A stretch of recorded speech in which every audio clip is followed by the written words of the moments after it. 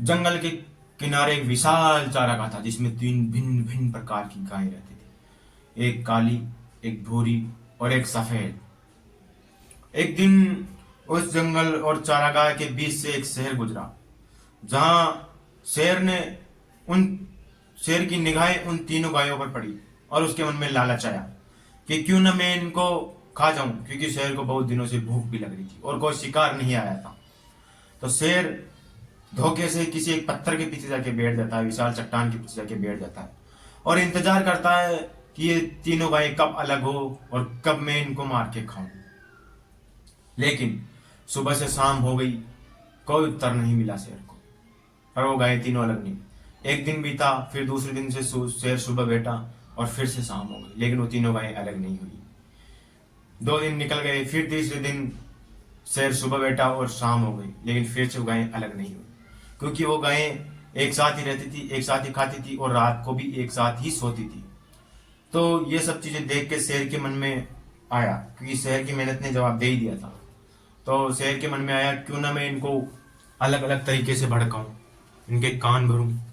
तो शेर आके बोला इन गायों को कि नमस्कार, मुझे आप बहुत अच्छे लगे, आप तीनों की जोड़ी बहुत अच्छी लगी। तो काली गाय और सफेद गाय को शेर पे विश्वास नहीं था, क्योंकि उसको पता था कि शेर का स्वभाव कैसा होता है। लेकिन शेर का कलर भूरा होने के कारण जो भूरी गाय है वो उससे प्यार से बोली नमस्कार, उसका आदरपूर्वक सम्मान किया उसने और उससे प्रेम से बातें की। शेर उससे बोला कि देखो, हमारा कलर भी समान है और इन जो सफेद और काली गाय है इनका कलर मेरे से मैच नहीं होता, यानी हम दोनों से मैच नहीं होता। अगर आप चाहो तो हम दोनों खुशी खुशी जंगल में रह सकते हैं, क्योंकि देखो हमारा कलर भी समान है। और ये कहते हुए अच्छी दोस्ती हो गई। शेर दूसरे दिन आया और बूढ़ी गाय से बातचीत करके बोला, देखो हम दोनों के कलर से ये कलर बहुत अलग है, सफेद गाय का कलर, क्यों ना मैं इसको मार के खा जाऊं और फिर हम तीनों जंगल में खुशी खुशी रहेंगे। काली गाय उस बूढ़ी गाय मान गई।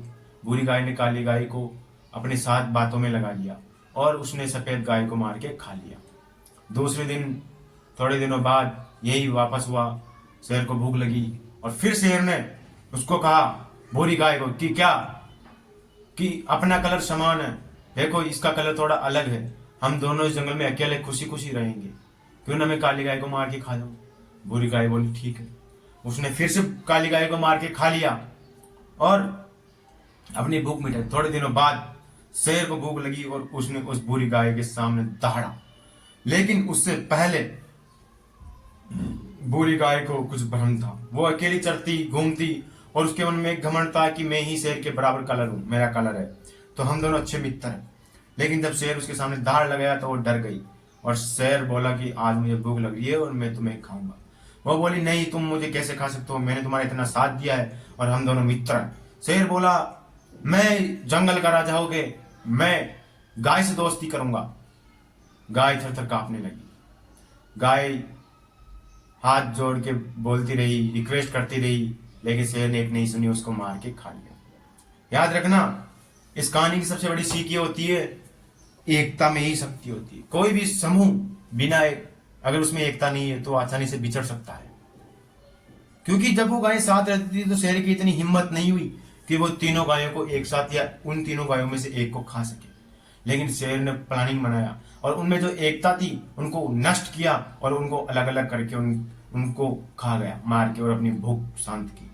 तो इससे सीख मिलती है कि जो अपने परिवार में अपने में जो एकता है वो एकता बनाए रखनी चाहिए हमको, क्योंकि जो एकता होती है वही एक दबदबा कायम करती है, एक दूसरों के मन में डर पैदा करती है। क्योंकि जिस प्रकार उस शेर का साहस नहीं हुआ इन तीनों गायों को एक के झुंड में जाने से, उसी प्रकार कोई अगर परिवार में कोई बाहर का आदमी घुस नहीं सकता। अगर अपने परिवार में एकता है तो, अपने में एकता है तो, अपने माँ बाप, माता पिता, भाई बहन, बीवी, बच्चों में अगर एकता है, भाइयों में एकता है, तो कोई भी आपको अलग नहीं कर सकता। लेकिन याद रखना, जब दो भाइयों के बीच में तीसरा आता है या दो प्रेमियों के बीच में तीसरा आता है या फिर एक परिवार के बीच में कोई दूसरा आता है, तो हमेशा याद रखना एकता टूटती है, विखंडित होती है और उसका फायदा उस तीसरे इंसान को होता है जो वो आपके बीच में आग लगाता है। इसलिए जिंदगी में अनेकता में एकता, यही भारत की विशेषता है। इसलिए एकता रखो। जो भी काम करते हो, दोस्त हो, किसी भी काम में काम करते हो, अपने समूह में, अपने भाई परिवार में, अपने भाइयों में एकता रखो, क्योंकि एकता से ही हर चीज संभव है और एकता से ही आप सफलता को प्राप्त कर सकते हो। आज खुद से एक वादा करो कि चाहे जिंदगी में कितनी भी मुसीबतें आ जाए, मेरे भाई और मेरे या मेरे दोस्तों के बीच में जो एकता है वो कभी खत्म नहीं होगी। चाहे तीसरा इंसान आ जाए तो भी हमारी एकता खंडित नहीं होगी। ऐसा अपने आप से एक वादा कीजिए और अब उस वादे के साथ अपनी जिंदगी जीना शुरू कीजिए। और कमेंट बॉक्स में जरूर लिखिएगा, क्या आपके और आपके भाई के बीच में एकता है? अगर हाँ, आपकी और आपकी पत्नी के बीच में एकता है, अगर आप आपके दोस्त के बीच में एकता है, तो कमेंट बॉक्स में लिखिएगा कि हाँ, हम दोनों के बीच में एकता है और हमको कोई अलग नहीं कर सकता।